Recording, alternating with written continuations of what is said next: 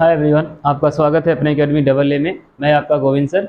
आज हम लोग वृत्त में तीसरे फैक्ट की ओर आगे बढ़ेंगे और बात करेंगे कि जो ये तीसरा फैक्ट होता है उसे में हम क्या देखेंगे। देखिएगा, तो हम बात करेंगे कि कभी भी दो वृत्त होंगे, एक बड़ा और एक छोटा। दो वृत्त होंगे, एक बड़ा वृत्त होगा और एक छोटा वृत्त होगा। उन दोनों वृत्तों की उभयनिष्ठ स्पर्श रेखा या सीधी उभयनिष्ठ स्पर्श रेखा आज हम लोगों का तीसरा फैक्ट होगा। कौन सा फैक्ट होगा? तीसरा। वृत्त में तीसरा फैक्ट देखेंगे और इसके आधार पर कुछ सवाल लगाएंगे। फैक्ट क्या है? सीधी सीधी उभयनिष्ठ स्पर्श सीधी उभयनिष्ठ स्पर्श रेखा। सीधी उभयनिष्ठ स्पर्श रेखा, या इसे ही हम लोग क्या बोलते हैं? सीधी उभयनिष्ठ स्पर्श रेखा, या इसे ही हम लोग बोलते हैं उभयनिष्ठ अनुस्पर्श रेखा। उभयनिष्ठ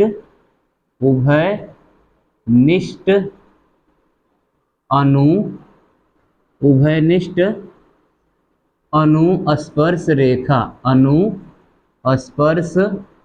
उभयनिष्ठ अनुस्पर्श रेखा क्या कहते हैं? उभयनिष्ठ अनुस्पर्श रेखा।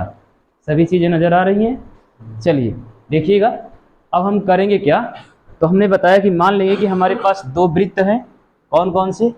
एक बड़ा वृत्त होगा, कोई एक बड़ा वृत्त होगा, और वहीं पर एक कोई छोटा वृत्त होगा। ठीक है, और इन दोनों वृत्तों का केंद्र मान लेते हैं। भाई क्या है? इन दोनों वृत्तों का केंद्र मान लेते हैं। एक का केंद्र M हो, इसका हम कैपिटल M और इसका कैपिटल N मान लेते हैं। कैपिटल M और कैपिटल N मान लिया। इसकी जो त्रिज्या होगी इसे R2, इसकी जो त्रिज्या होगी इसे हम क्या मान लेते हैं? R1। क्या मान लेते हैं? R1।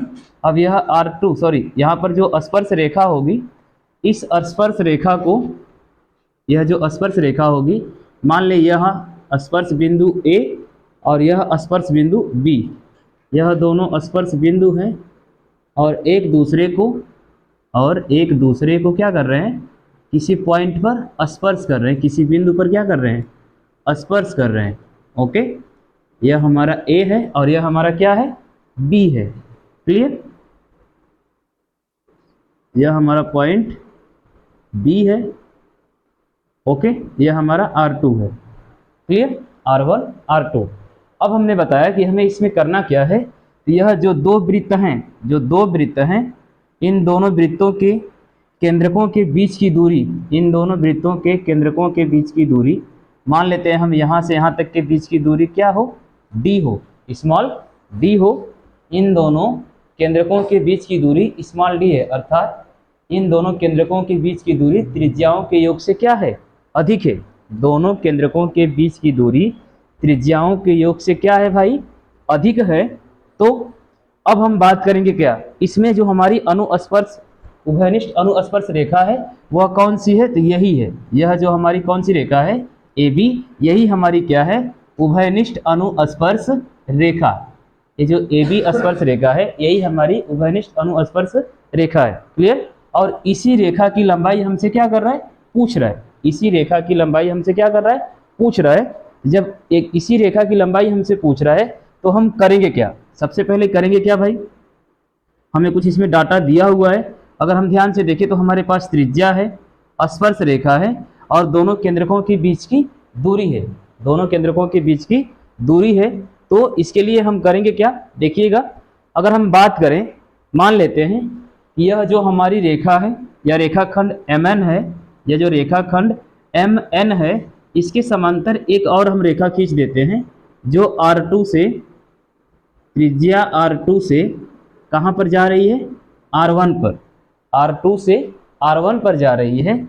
और मान लेते हैं कि यह कोई बिंदु Q हो, कोई बिंदु क्या हो? Q पर R1 को क्या कर रहा है? स्पर्श कर रहा है। बिंदु Q पर R1 को क्या कर रहा है? स्पर्श कर रहा है। अर्थात यहाँ से यहाँ तक की दूरी D है, तो यहाँ से यहाँ तक की भी दूरी क्या होगी? डी होगी। क्लियर।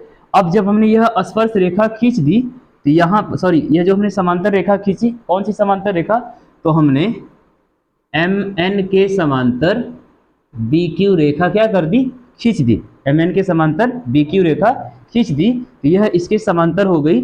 अब यहाँ पर यह जो रेखा है हमारी कौन सी, एम क्यू, यह समांतर है किसके, एन बी के, सॉरी समांतर है किसके, एन बी के, और बराबर की बात करें तो किसके बराबर होगा, आर टू के। किसके बराबर होगा, आर टू के। क्लियर। किसके बराबर हो गया, आर टू के। अब यहाँ पर एक राइट एंगल ट्रायंगल बन गया, यानी एक समकोण त्रिभुज बन गया। अगर हम ध्यान से देखें तो यहाँ पर क्या होगा, अब हम जानते हैं कि त्रिज्या हमेशा स्पर्श बिंदु पर, त्रिज्या सदैव स्पर्श बिंदु पर कितने अंश का कोण बनाती है, 90 डिग्री का। यानी एक समकोण त्रिभुज बना, कौन सा, देखिएगा ध्यान से, यहाँ पर हमारा एक ट्रायंगल बना, ट्रायंगल ए बी क्यू में कौन सा एंगल बना भाई, ट्रायंगल ए बी क्यू बना। कौन सा, A B Q, A B Q में। अब हम बात करें ए बी क्यू में, तो ए बी क्यू में हमारा लंब क्या है, तो ए बी क्यू में हमारा ए बी ए क्यू जो है, ए क्यू जो है वह क्या है, लंब है। ए क्यू क्या है भाई, ए क्यू लंब है। कर्ण की बात करें तो कर्ण हमारा कौन होगा, कर्ण है आपका बी क्यू। कर्ण कौन है, बी क्यू, कर्ण हमारा बी क्यू है। क्लियर।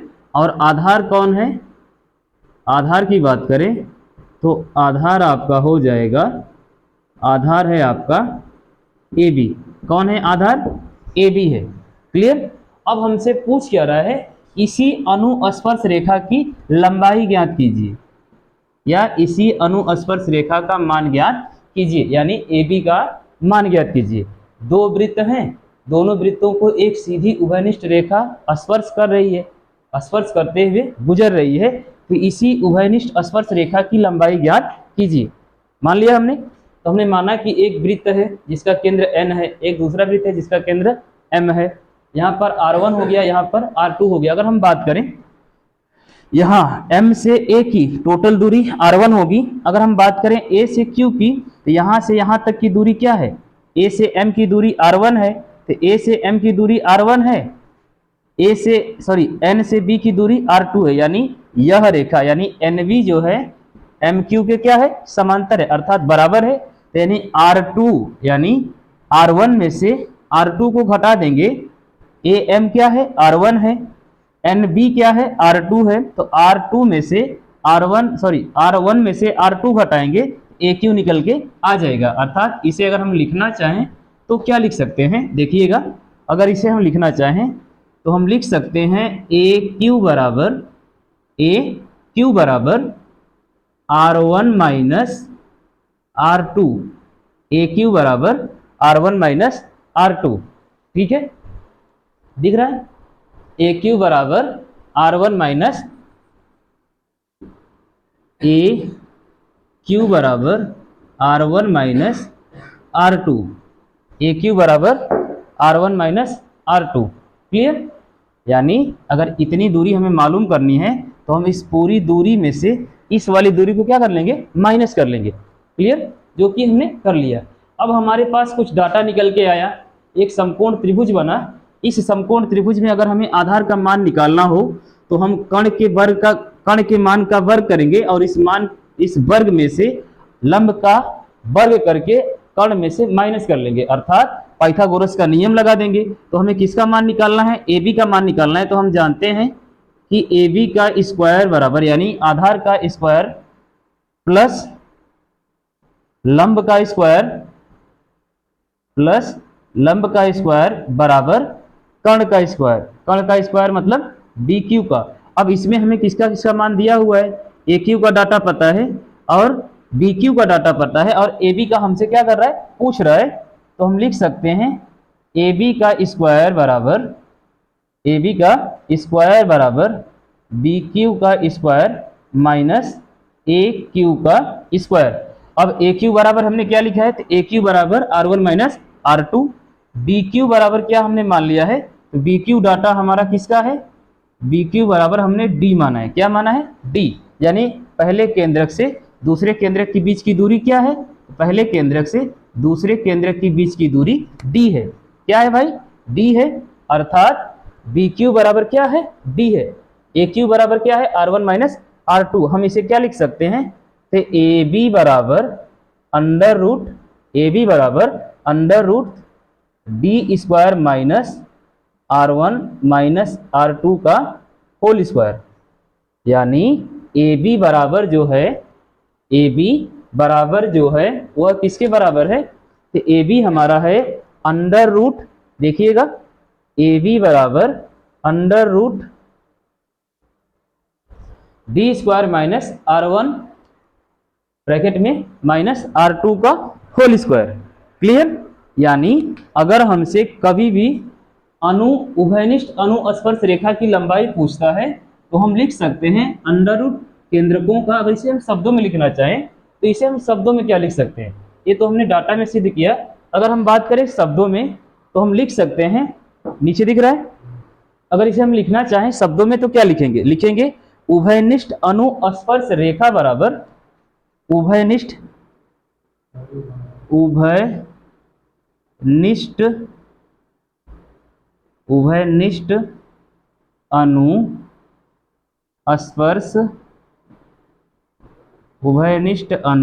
अनुस्पर्श रेखा बराबर अंडर रूट, उभयनिष्ठ अनुस्पर्श रेखा बराबर अंडर रूट मतलब करड़ी में केंद्रों के बीच की दूरी का वर्ग, केंद्रों के बीच की दूरी का, केंद्रों के बीच की दूरी का वर्ग, दूरी का वर्ग माइनस त्रिज्याओं के अंतर का वर्ग, माइनस त्रिज्याओं के अंतर का, त्रिज्याओं के अंतर का वर्ग, त्रिज्याओं के अंतर का वर्ग। क्लियर। अगर इसे हम शब्दों में लिखना चाहें तो हम शब्दों में लिखेंगे उभयनिष्ठ अनुस्पर्श रेखा बराबर करड़ी में केंद्रकों के बीच के दूरी का वर्ग माइनस त्रिज्याओं के अंतर का वर्ग। क्लियर। कभी भी क्वेश्चन अगर हमसे सीधी उभयनिष्ठ स्पर्श रेखा की लंबाई से रिलेटेड हो तो आप क्या करेंगे, दोनों केंद्रकों के बीच की दूरी का वर्ग माइनस दोनों त्रिज्याओं के अंतर का वर्ग, दोनों केंद्रकों के दूरी का वर्ग माइनस दोनों त्रिज्याओं के अंतर का वर्ग। यानी केंद्रकों के बीच की दूरी का वर्ग करके उसमें से दोनों त्रिज्याओं की दूरी का वर्ग करेंगे और केंद्रकों की दूरी के वर्ग में से इसका मान क्या कर लेंगे, माइनस कर लेंगे और हमें निकल के आ जाएगा सीधी उभयनिष्ठ स्पर्श रेखा या उभयनिष्ठ अनुस्पर्श रेखा की लंबाई। क्लियर। तो आई होप, उम्मीद करते हैं आपको ये तीसरा फैक्ट समझ में आया हो। अब इसी के आधार पर हम लोग 2-4 सवाल लगाएंगे, फिर अगले फैक्ट की ओर आगे बढ़ेंगे। आप चाहे तो इसका स्क्रीनशॉट ले लीजिए, फिर हम इसे इरेज करते हैं। ठीक है, आइए एक नोट पॉइंट करके देख लेते हैं, इसके बाद आगे बढ़ते हैं, सवालों का सिलसिला स्टार्ट करते हैं। उससे पहले एक नोट करके देखते हैं। नोट कहने का मतलब कभी कभी क्या होता है कि दो वृत्त एक दूसरे को बाह्यतम स्पर्श करते हैं, दो वृत्त एक दूसरे को बाह्यतम स्पर्श करते हैं। बाह्यतम स्पर्श मतलब एक वृत्त यह हो गया और दूसरा वृत्त यह हो गया, यह दोनों एक दूसरे को एक पॉइंट पर क्या कर रहे हैं, स्पर्श कर रहे हैं, स्पर्श कर रहे हैं ना। तो इस कंडीशन में भी कुछ स्पर्श रेखाएं होती हैं। इस कंडीशन में भी क्या हो रही है, स्पर्श रेखा उपस्थित हो रही है कि नहीं हो रही है। जब यहाँ पर स्पर्श रेखा उपस्थित हो रही है तो इस स्पर्श रेखा के लंबाई, यानी इस स्पर्श रेखा की अगर लंबाई पूछ दे तो भाई यहाँ पर हम क्या करेंगे, मान लें यही आपका स्मॉल कैपिटल N M, यह आपका R2, यह आपका क्या R1। क्लियर। और केंद्रकों के बीच की दूरी क्या हो जाए, D हो जाए। क्या हो जाए भाई, D। अब यहाँ पर आपका D क्या है, तो D बराबर है R1 प्लस R2 के। D बराबर है किसके, R1 प्लस R2 के, दिख रहा है, D बराबर है R1 प्लस R2 के, यानी दोनों वृत्त एक दूसरे को बाह्यतम क्या कर रहे हैं, स्पर्श कर रहे हैं। इस सिचुएशन में सीधी उभयनिष्ठ स्पर्श रेखा या उभयनिष्ठ अनुस्पर्श रेखा की लंबाई आपसे पूछ दे, अर्थात कहने का मतलब AB का मान आपसे पूछे, तो पिछली मतलब जो भी हमने सिद्ध किया पिछले फैक्ट के अनुसार, तो हमने देखा कि D का स्क्वायर माइनस त्रिज्याओं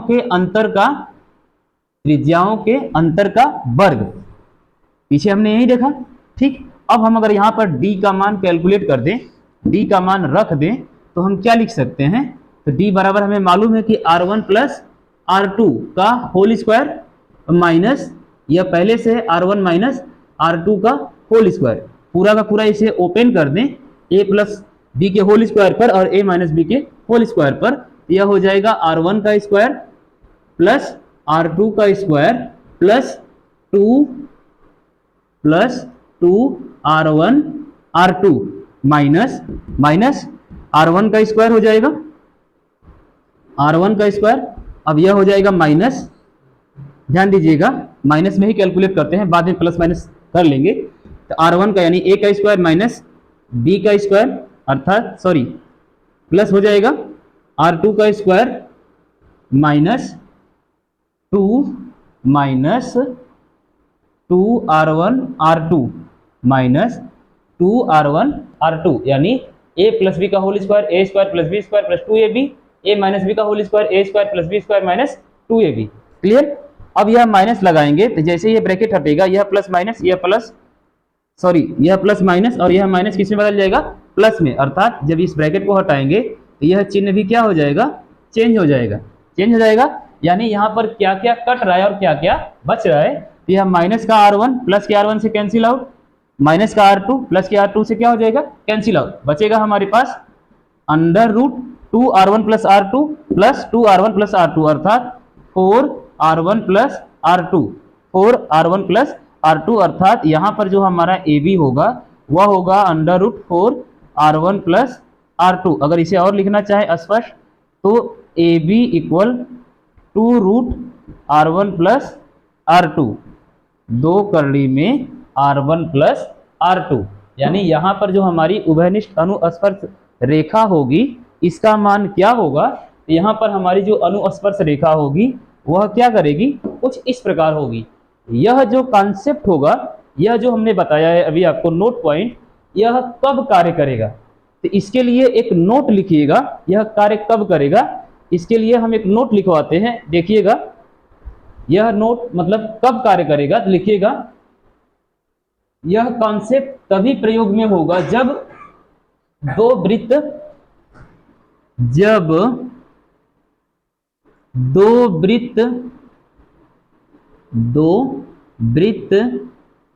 एक दूसरे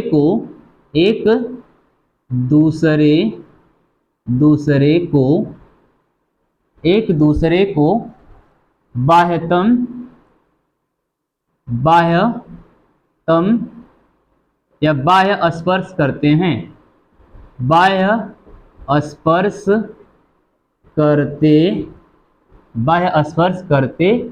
हैं, यानी यह नोट या यह फैक्ट कब कार्य करेगा, जब दो वृत्त एक दूसरे को बाह्यतः क्या करेंगे, स्पर्श करेंगे, एक दूसरे को जब बाह्यतः स्पर्श करेंगे, अर्थात उनके केंद्रकों की बीच की दूरी उन दोनों त्रिज्याओं के योग के बराबर होगी। दो वृत्तों के केंद्रकों के बीच की दूरी उन दोनों वृत्तों की त्रिज्याओं के योग के बराबर होगी, तब आपका यह फैक्ट क्या करेगा, कार्य करेगा। क्लियर। तो आई होप चीजें आपको समझ में आई हो। आप चाहे तो इसका स्क्रीनशॉट बनाइए, फिर हम लोग सवाल की ओर बढ़ते हैं। आइए देखते हैं। तो उम्मीद करते हैं आप लोगों को ये चीजें समझ में आई हो। आप चाहे तो इसका स्क्रीनशॉट ले लीजिए।